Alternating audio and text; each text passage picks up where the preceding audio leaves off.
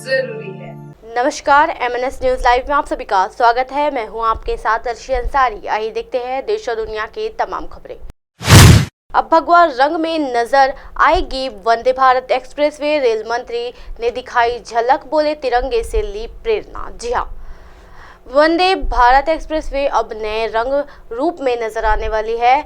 Rail मंत्री अश्विनी वैष्णव ने शनिवार को देश को इसकी पहली झलक दिखाई है। जी हाँ, उन्होंने अपने ट्विटर हैंडल पर नए वंदे भारत की कई तस्वीरें साझा की। नए रूप में वंदे भारत में केसरिया, सफेद और काले रंग का सम्मिश्रण दिखेगा। अभी इस सेमी हाई स्पीड ट्रेन का रंग नीला और सफेद है। रेल मंत्री चेन्नई स्थित इंटीग्रेटेड कोच फैक्ट्री यानी ICF पहुंचे थे। रेल मंत्री वैष्णव ने कहा कि केसरिया रंग तिरंगे से प्रेरित है। जी हाँ, रेल मंत्री वैष्णव ने बताया कि अब तक वंदे भारत ट्रेन में 25 से ज्यादा सुधार किए गए हैं। मंत्री वैष्णव ने इस दौरान वरिष्ठ अधिकारियों और कर्मचारियों से भी उत्पादन और अन्य तकनीकी विषयों पर बातचीत की। ICF ने 2018-19 में देश को पहले press high speed Vande Bharat train दी थी। प्रधानमंत्री नरेंद्र मोदी ने नई दिल्ली से वाराणसी के बीच इसे हरी झंडी दिखाकर रवाना किया था। अक्टूबर 2022 के दूसरे सप्ताह के दौरान ICF ने 1955 में अपनी स्थापना के बाद से 70,000 से अधिक कोच बनाने का गौरव हासिल किया, जो दुनिया में किसी भी यात्री कोच निर्माता की ओर से सबसे अधिक है।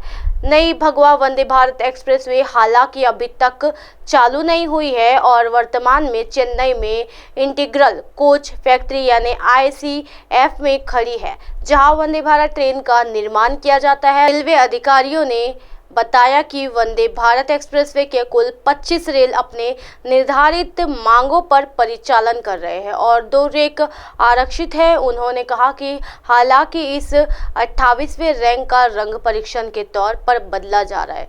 धरोहर स्थलों को जोड़ने वाली विशेष ट्रेन का किया अनावरण। जी हाँ, रेल मंत्री अश्विनी वैष्णव ने शनिवार को एक विशेष ट्रेन का अनावरण किया, जो देश भर के केंद्रीय मंत्री ने यही MGR सेंट्रल रेलवे स्टेशन पर टीम लोको ट्रेन के रूप में संबोधित एक ट्रेन का निरीक्षण करने के बाद कहा कि विरासत मार्गों पर ऐसी और ट्रेनें शुरू की जाएगी।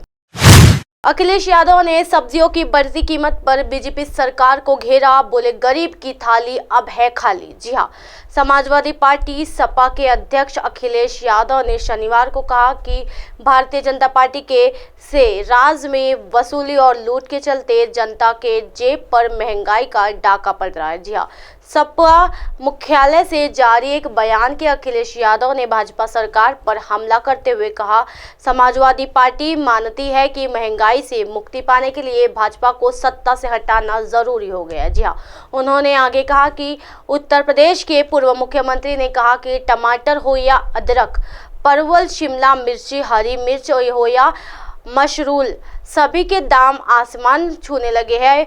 यही नहीं, अरहर, चूना की दाल और आटा चावल भी महंगा हो गया है। यादव ने सवाल उठाया है कि गरीब की थाली अब खाली है, सामान्य परिवार कैसे पाले, लोग क्या खाएंगे, क्या बचाएंगे। जी हाँ, जनता पीस रही महंगाई की चक्की में।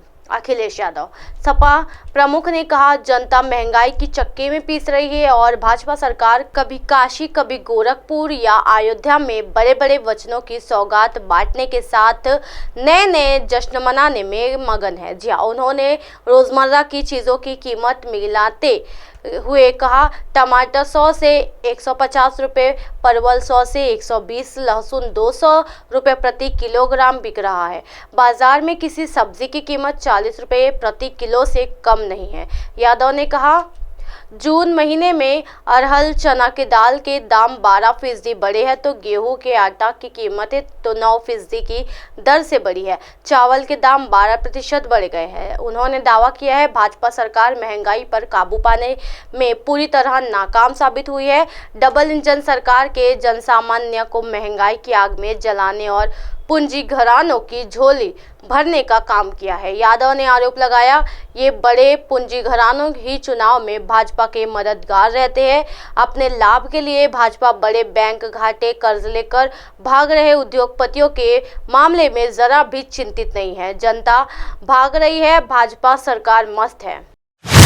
कहीं बैलेट बॉक्स जला दिया तो कहीं डाल दिया पानी। बंगाल पंचायत चुनाव के दिन 15 हत्याएं, जमकर चले बम और पत्थर। चुनाव आयोग के दफ्तर के बाहर प्रदर्शन। जी हां, मालदा के इंग्लिश बाजार स्थित नगरिया में 1-2 बूथों पर बरामदी और बमबारी और पत्थरबाजी की गई है। दिन दहाड़े में इंद्वेश्वर प्राइजबरी स्कूल में बैलेट बॉक्स पर पानी फेंक दिया गया। पश्चिम बंगाल में पंचायत चुनाव पर बड़े पैमाने पर हिंसा की खबर है। राज्य भर में हत्याओं और बूथ लूटे जाने की घटनाओं के साथ पंचायत चुनाव संपन्न हो तो गया, लेकिन इसकी निष्पक्षता पक्ष अब सवाल उठने स्वाभाविक है। भाजपा के प्रदेश अध्यक्ष सुकांता मजूमदार ने केंद्रीय गृह मंत्री अमित शाह को पत्र लिख कर निवेदन किया है कि राज्य में लोकतंत्र और शांति बहाल की जाए।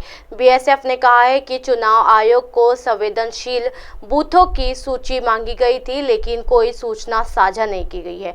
जहां जहां राज्य की पुलिस थी, वहां खासतौर पर ज्यादा हिंसा हुई है। अगर अर्धसैनिक बलों को संवेदनशील बूथों की लिस्ट दे दी जाती है और उनकी तैनाती होती है तो हिंसा में कमी आ सकती थी। केंद्रीय गृह राज्य मंत्री निशिथ प्रामाणिक ने पश्चिम बंगाल की मुख्यमंत्री ममता बनर्जी पर घुसपैठियों, असामाजिक तत्वों और टीएमसी के गुंडों को संरक्षण देने के आरोप लगाते हुए कहा कि राज्य के सत्ताधारी पार्टी बैलेट की जगह बुलेट पर भरोसा करती है। साउथ 24 परमाना में फूल पलांचा बूथ पर सिर पर बम लगने से एक व्यक्ति की मौत हो गई। भाजपा के राष्ट्रीय अध्यक्ष जेपी नड्डा ने पश्चिम बंगाल विधानसभा में नेता प्रतिपक्ष शुभेंदु अधिकारी और राज्य में भाजपा के सह प्रभारी मंगल पांडे से बातचीत कर स्थिति का जायजा लिया। वहीं टीएमसी नेता कृणाल घोष ने आरोप लगाया है कि लेफ्ट और भाजपा के कार्यकर्ता तृणमूल कार्यकर्ताओं पर हमले कर रहे हैं। पश्चिम बंगाल में कॉन्फ्रेंसिंग के प्रदेश अध्यक्ष अधीर रंजन चौधरी ने टीएमसी पर आतंक फैलाने का आरोप लगाते हुए कहा कि घायलों की संख्या सैकड़ों में है। उन्होंने कहा कि पूरा चुनाव लूट लिया गया है। जी हां, प्रदेश भाजपा ने 115 लोगों की मौत की जानकारी दी। मलादा के इंग्लिश बाजार स्थित नदरिया में 1-2 बूथों पर बमबारी और पत्थरबाजी की गई। दिनदहाड़ा में केंद्रीय राज्य मंत्री निशिथ प्रामाणिक ने कहा है कि अब एक केंद्रीय मंत्री को वोट डालने से रोका जा रहा है और आम आदमी की सोच लीजिए। सीपीएम नेता एमडी सलीम ने कहा कि केंद्र राज्य की लड़ाई में लोगों को भेड़ियों के सामने फेंक दिया गया। दिनदहाड़ा में इंद्रेश्वर प्राइमरी स्कूल में बैलेट बॉक्स पर पानी फेंक दिया गया। कूच बिहार के बरनाचिना में तो बैलेट बॉक्स को ही आग के हवाले कर दिया गया। साथ ही बूथ कैप्चरिंग की घटना के सामने आई।